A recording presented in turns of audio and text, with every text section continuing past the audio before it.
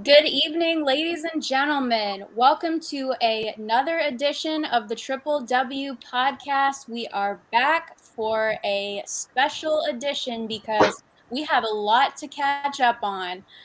Tonight's going to be a short and sweet episode because we need to focus our priority on the Wizards because holy moly, a lot has happened and we need to forget the rest of the NBA, okay? We need to talk about strictly Wizards because that's clearly on our minds. I'm with my girls, three other credentialed Wizards reporters. We're super excited to do this. And the only way to start off this podcast is by discussing what is on our playlist this week. So I'm going to get started, and the ladies will introduce themselves as always. I'm Becca Winker. I'm a credentialed Wizard reporter, and I also do this podcast with the rest of these ladies. My song of the week is Katy Perry, When I'm Gone. I just like that song. It's a cute dance song. If I know Candi does Peloton, so that's a good song to I feel like bike to. So yeah. I mean, what are you listening to? Oh, well, I thought I was throwing it over to Candi. I Oh, thought that probably is me. So listen, I have a serious throwback, y'all. So bear with me on this one. So over the weekend, I heard an old like Mary J. Blige song, and since it was Super Bowl halftime show, so it was a Mary J. Blige song called A Dream. But the song, it's actually a remake. The song was originally made by an 80s group by the name of DeBarge, and I didn't know that it was their song first. So it's Mary J. Blige's remake of a song called A Dream. I've been singing it in my head and out loud in the car ever since I heard it over the weekend. So that's my song of the week. Awesome. Bre, what are you listening to? Mine also is from Super Bowl vibes. Okay. Kendrick Lamar. It's been forever since we've seen him, so it was just so good to see him perform. And so my song is Loyalty, featuring Rihanna. And of course, we all know Rihanna is pregnant right now. So yes, that's my vibe right now. I love Kendrick Lamar, and I'm on the Super Bowl vibes because I was in LA covering Super Bowl week, and all I heard on the radio is like embedded in my head was California Love. So that is my song this week, California Love, and it was appropriate. Yes. Certainly. Before we jump to what's going on with the Wizards, speaking of the Super Bowl, I just want to say how iconic it was to watch 50 Cent recreate his In the Club music video. Like, a lot of people on Twitter didn't get it. They're like, LOL, why is he hanging upside down from the ceiling? I'm like, you know why he's hanging upside down from the ceiling, because of his music video. So maybe I'm just old. I don't know what it is, but that honestly made the performance for me. I was surprised too how many people didn't catch on to that. I was like, I know Twitter didn't catch on to it at all. I was like, geez, I guess it was a lot missed. A lot of folks were missing things about that halftime show. It was like, is everything the hip hop okay? wasn't landing with everybody. Right. I mean, for someone such as my age, I mean, I'm still young, but I'm just saying it was pretty iconic. So I enjoyed it. I know you ladies enjoyed it.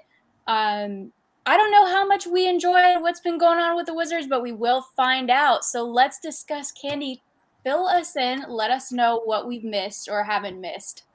Listen, you guys, as Becca's already said, we have to focus on the Wizards on this here pod because we have gone through the trade deadline. And of course, we were all thinking, let's back up from there. Can we back up just a little bit? Because a couple days before that, by the way, Bradley Beal is out for the season.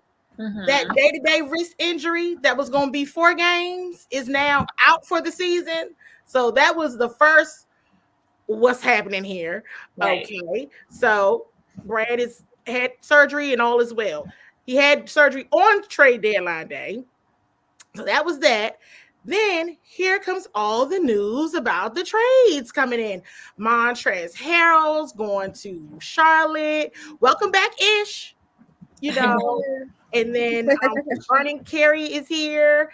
And so we're like, okay. Then Spencer Dinwiddie and, oh, by the way, Davis Bertans goes to the Dallas Mavericks for Kristaps Porzingis. And then Aaron Holiday to the Phoenix Suns. Mm-hmm. What did you just say? Like, I'm sorry, like just too much. Right. There's So a lot of movement. initial reactions, ladies. I'm gonna start with Bre. I'm starting with you first, Bre.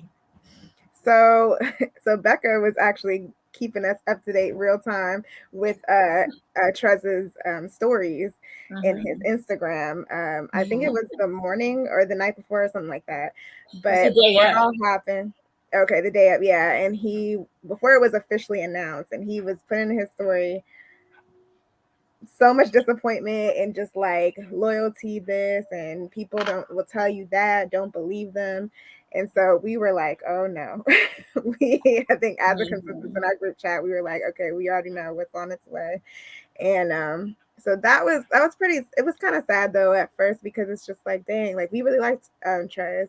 And again, we haven't really got a chance to be around him or hang out with him or anything like that. So it would have been nice to get to know him on a different, on a more personal level. But I wish the best for him. It does suck, this situation, especially again, how great they started off this season. I know we've said it so many times, like we know the potential. So that was my initial reaction, was mainly towards Trez. I mean, I thought it was interesting that we have Porzingis now, but I'm glad that Ish is back.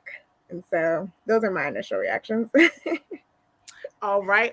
So, Carita, your initial reactions. That Carita, all of this was going down, and you were out covering Super Bowl week. You were like, "What is happening out there?" We don't know either. Keep enjoying LA. We don't know. But my girls was keeping me posted in the group chat. I was doing some interviews. I came back and I was trying to catch up. It was crazy.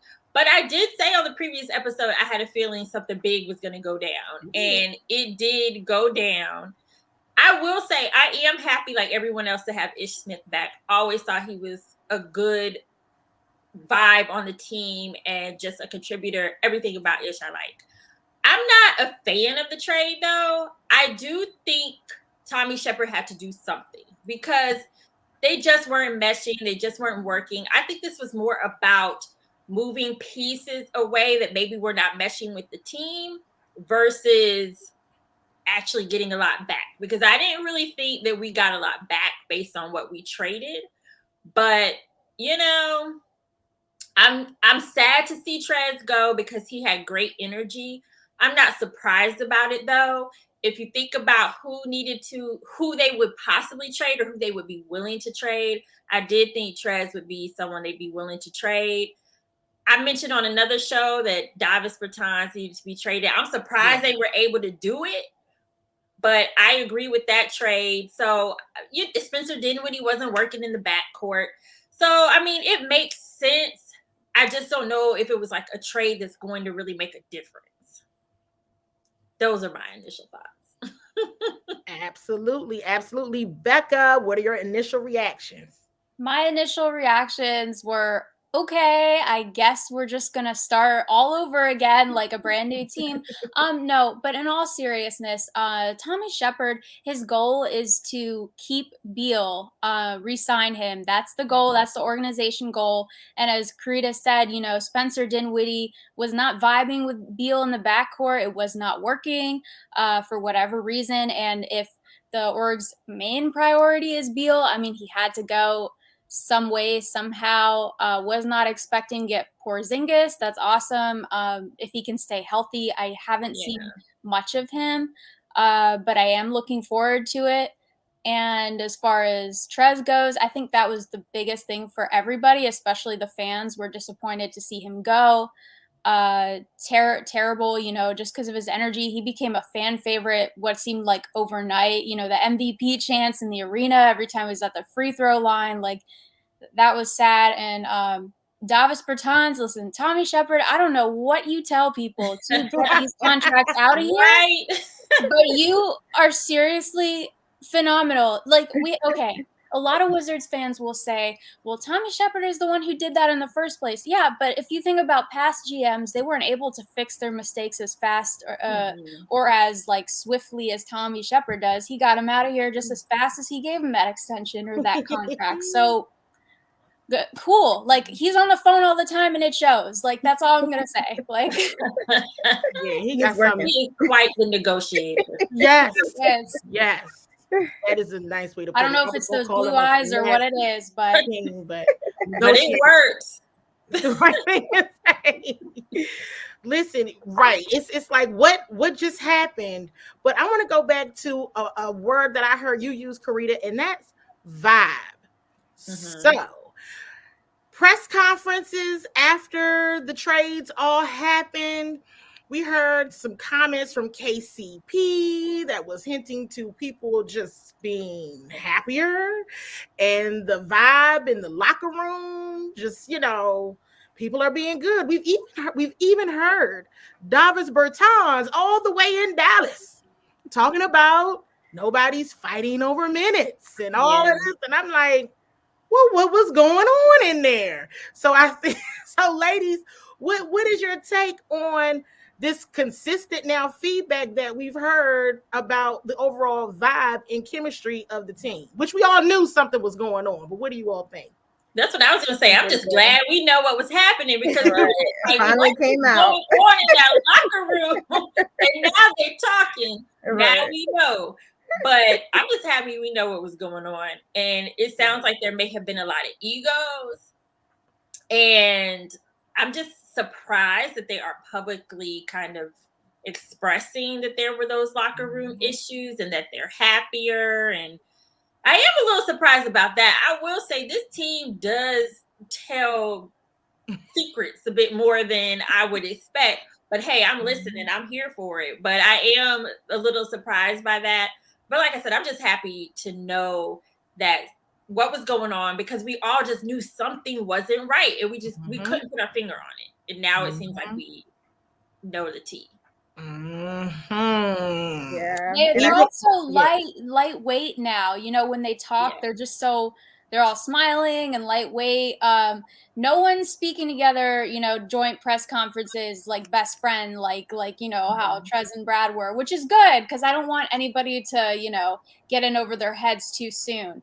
But it's just night and day with them, so I'll take it. Clearly, like Carita said, whoever needed to be gone is gone now. So, well, at least I hope. I don't know. Tommy seems like Tommy did everything within that 30 minutes before the deadline. So I don't know. Shoot, who else needs to go? Everybody was gone. It seemed like, of course, we knew that a lot of the players that did come on the team are in some way viewed as underdogs. And so I can understand, I can believe when they were saying like everybody was fighting for minutes, and it's like, no, this is my chance to prove me. Like, I'm trying to prove myself. So like, give me the minutes. But at some point it does get to be too much. And it's like, you have to understand that this is still a team. And so yeah, that was just very interesting hearing them just air it all out afterwards. And again, I know we all are disappointed. Spencer Dinwiddie promised us all dinner, media dinner, and then he left. So without fulfilling his promise. Right. Yes, he did.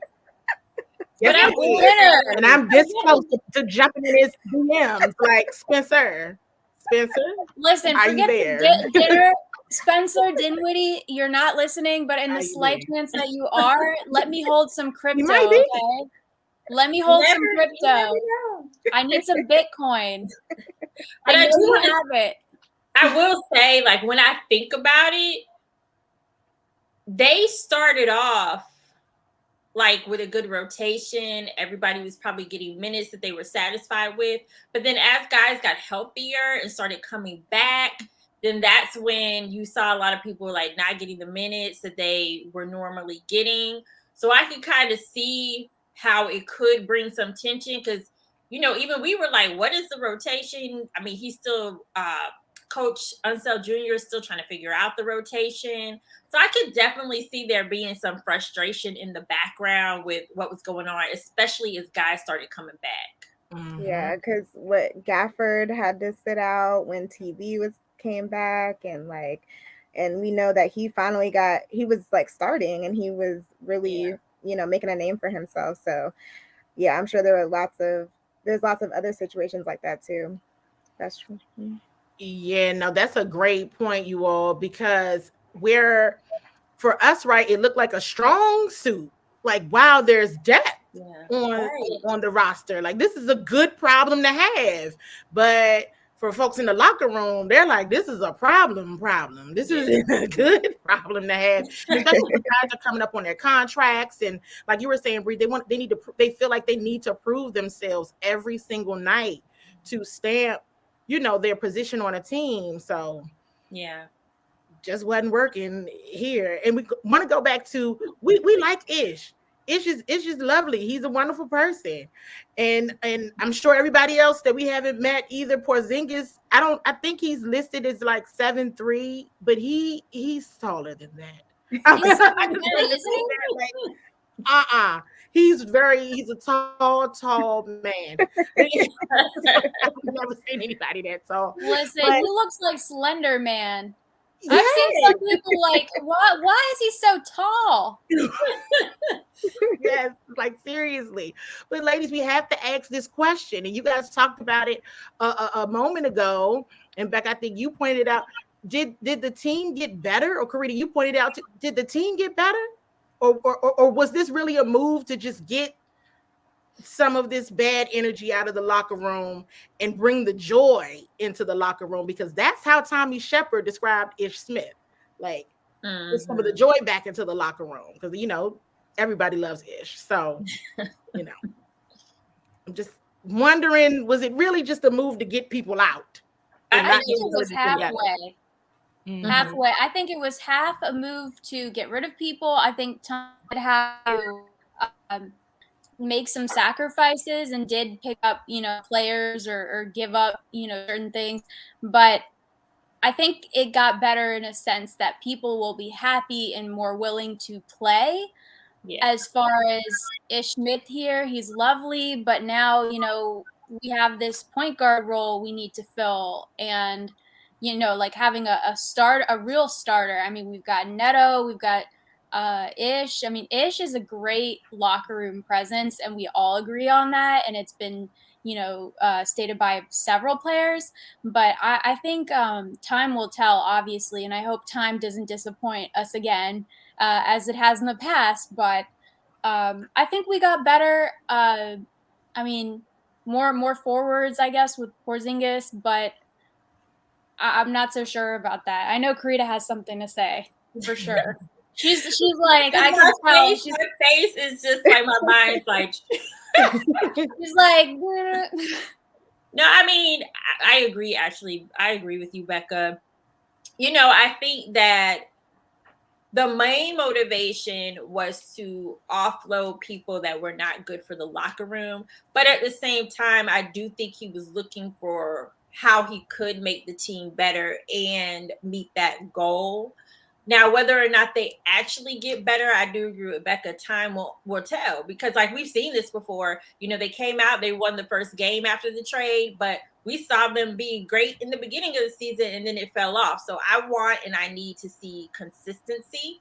They are still missing Brad for the entire rest of the season. And no matter what you say, he wasn't having the best season, but now we know maybe he wasn't completely healthy. But at the same time, he's still needed on that court. So I think time will tell whether or not they actually get better. But I do think, as far as just attitude-wise and energy-wise, they have definitely gotten better.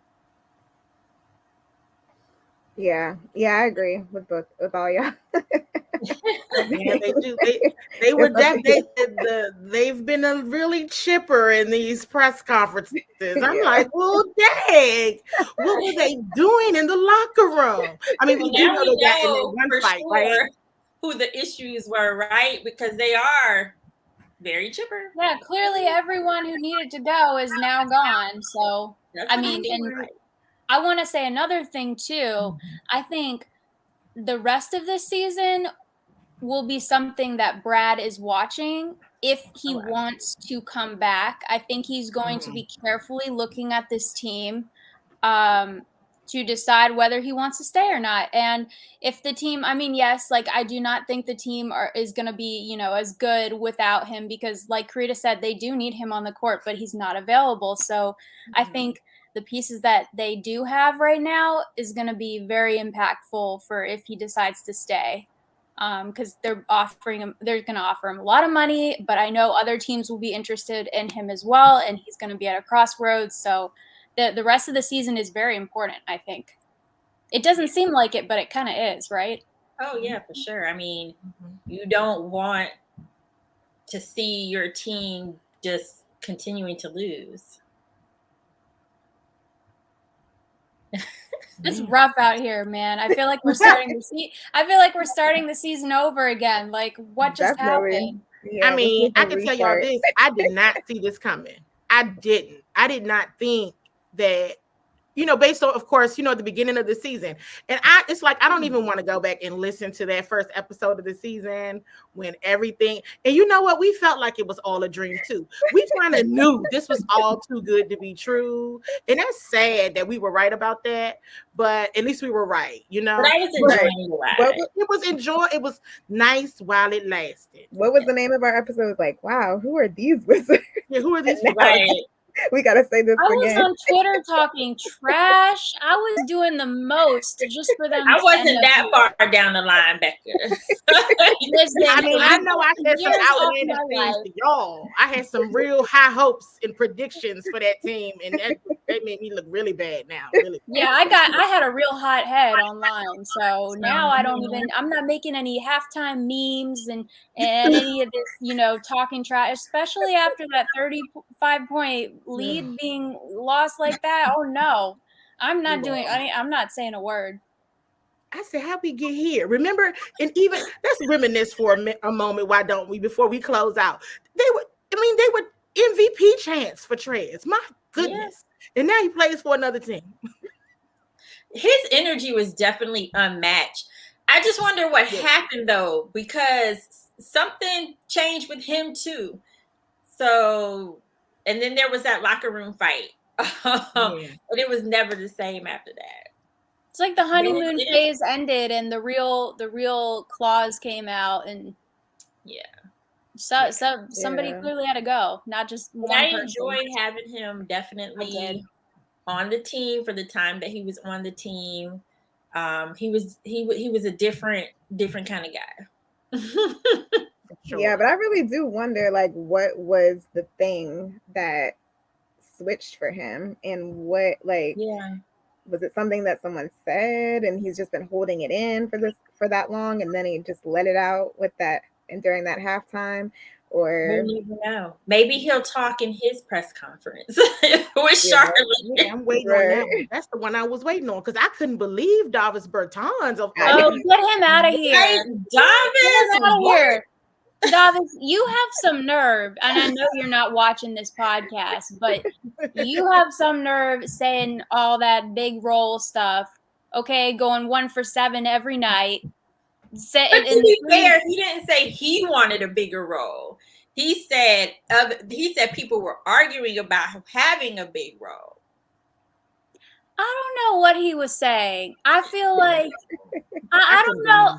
I kind of took that a different way, but you know what, Carita? Maybe that's what he meant. But when I read that, when I saw that, I was like, what is happening here? Like Rebecca, Davis Bertans can't say nothing. Right. That's what I'm saying, Carita. It's like, what do you mean? What do you mean bigger role? Are you saying you wanted a bigger role in DC after they threw all that money and you just lost all your conditioning? Is that what you mean, you bigger role? Yeah, I mean, he wasn't hitting his threes, so I really hope not. He was playing the role that he was supposed to be playing, but he wasn't making his shots. He wasn't good at his role. We have to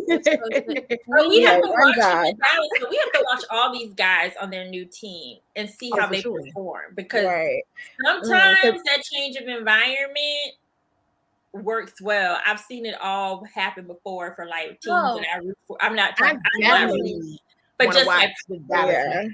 I root Yeah. for. Yeah.